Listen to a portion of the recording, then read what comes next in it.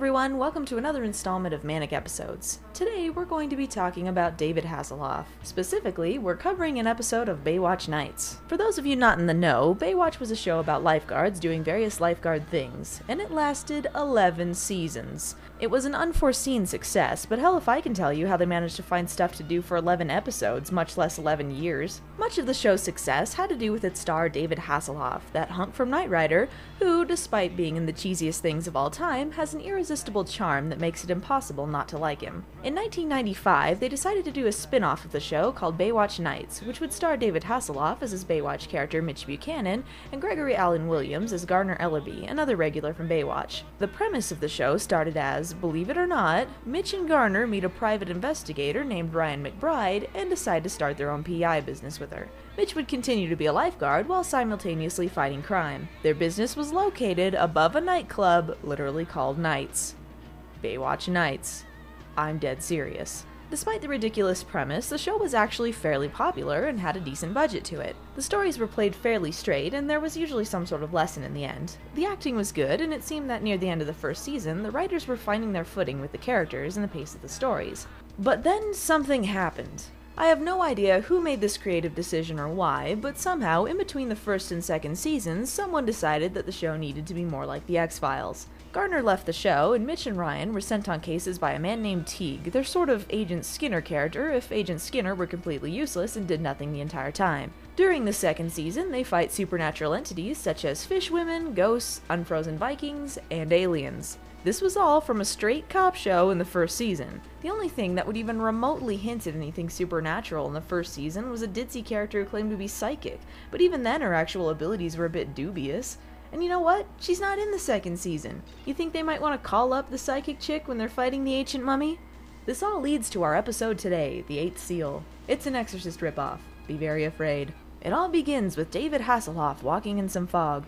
He does that sometimes. Then we see him jogging, and he notices a girl about to jump off a bridge. He rushes casually to save her.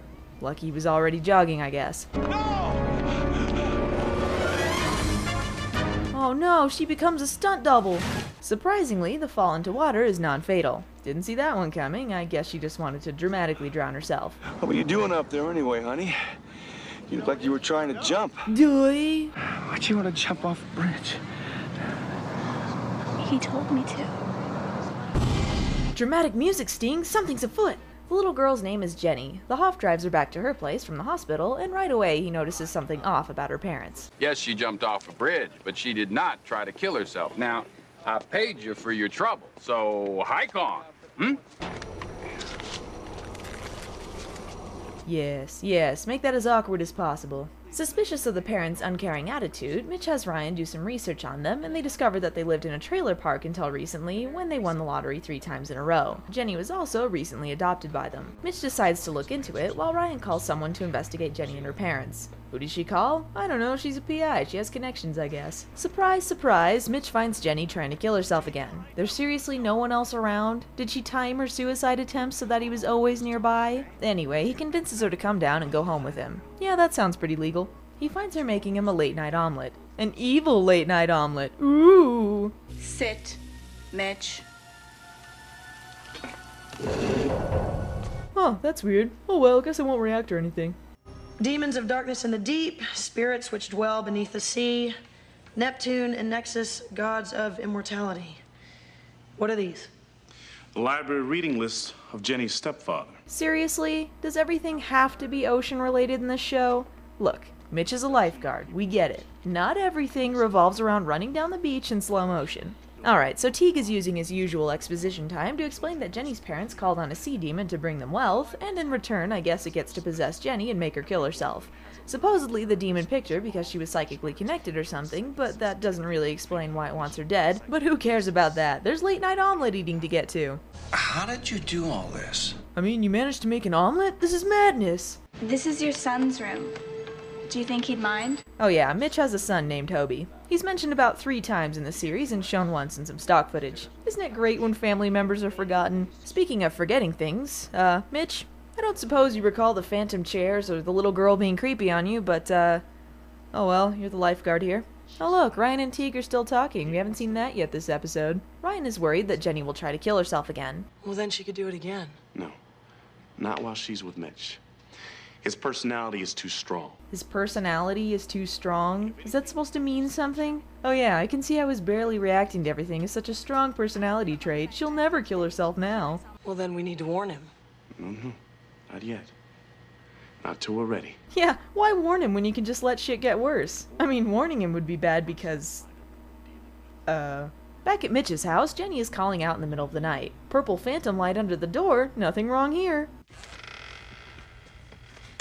At this point, some people might say that this episode is meandering, but you know what? You don't know how suspense is built. Yeah, it's a good thing Tegan Ryan didn't warn him. So Mitch thinks that maybe something is wrong here. Good thing his son has faded out of existence for this episode, otherwise things might get awkward. So why exactly did the demon go into his house to make him an omelet and then dick with him in the middle of the night? Is it because his personality is too strong? Aw, now she's ruining his shirt. Bogus, man. You shouldn't have interfered, Mitch. Then maybe try killing yourself when he's not around, dumbass. What, there was only like one bridge you can jump off of? Jenny tells him to GTFO so she can sleep, and then he actually leaves. Really, Mitch? Do something! Ew, flaming bag of dog poo! It's just you and me now, Mitch. Oh, come on! He does this for a living! He can't figure it out? This is followed by some more floating and an exploding teddy bear. Damn you, man! Damn you! She's just a child, an innocent child! Then Hasselhoff does the only logical thing he can do in this situation. Leave her alone! Leave her alone! Take me! Take me, you bastard! Take me! Come into me! Come into me! Come into me! Yes, because clearly having the demon inside you is much safer for everyone, Mitch. You might be saying to yourself by now, hey, this episode isn't that bad. Seems kind of run-of-the-mill to me. And you'd be right. So far, this episode has been pretty tame, and by all accounts, the acting is fairly solid and the story isn't terrible. However, this is the part where that all changes. It may have been a long build-up, but believe me, the payoff is more than worth it. Tegan Ryan decide that not doing anything about the demonically possessed child is probably the wrong thing to do when Jenny shows up and tells them that the demon has left her and possessed Mitch. Must be because his personality was too strong. Now they must go to his house to...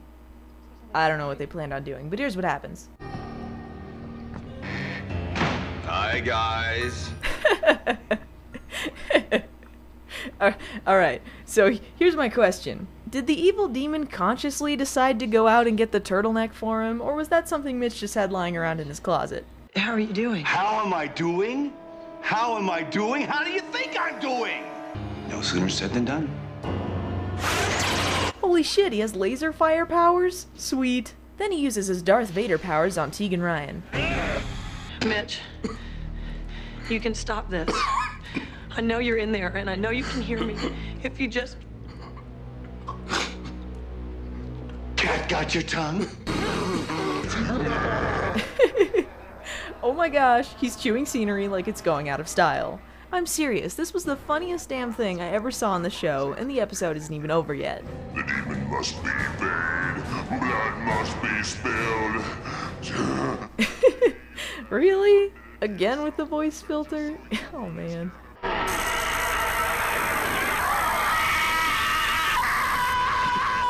Oh snap, his one weakness. Ryan, I'm sorry. Mitch, it's okay. It's alright. It's Ryan. I'm here. You could have, used that to try and trick them into letting you go, but I guess that eye thing was worth it. Never mind, I guess he can just Hulk his way out of the ropes. He starts to mind strangle Ryan while making his best constipation face and simultaneously sweating enough to fill a small milk jug. But seeing pictures of his lifeguard friends brings him back to reality, allowing him to fight off the demon. He proceeds to run outside like a crazy person, and, naturally, his first instinct to fight off this evil force is to throw himself in front of a truck.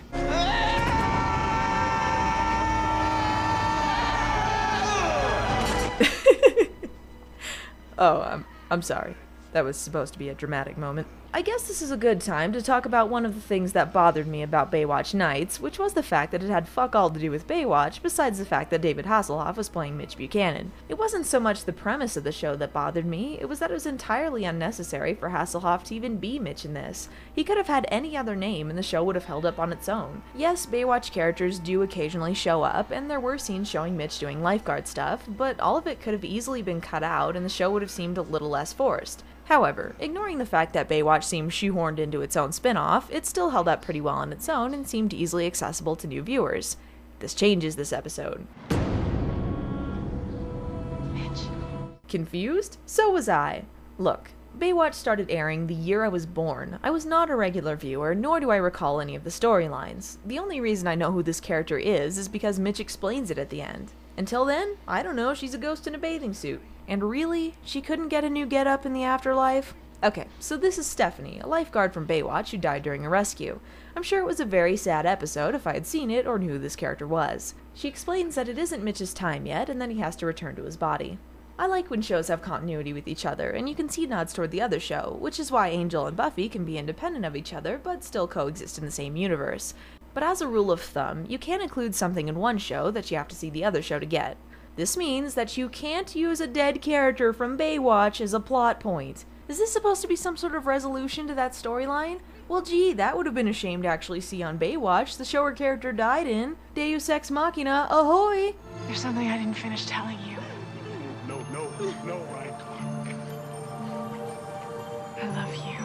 How insulting to that character's death. I'm entirely sure it rings hollow now. Mitch is revived and the demon has decided to leave him, I guess. Oh well. You violated the contract. You can have her. Haha, it's funny because they were bad people. Jenny thanks Mitch for saving her life, and we pan over to a picture of Stephanie so we can contemplate stuff, I guess. Would have been nice to establish something like this at the beginning of the episode in retrospect.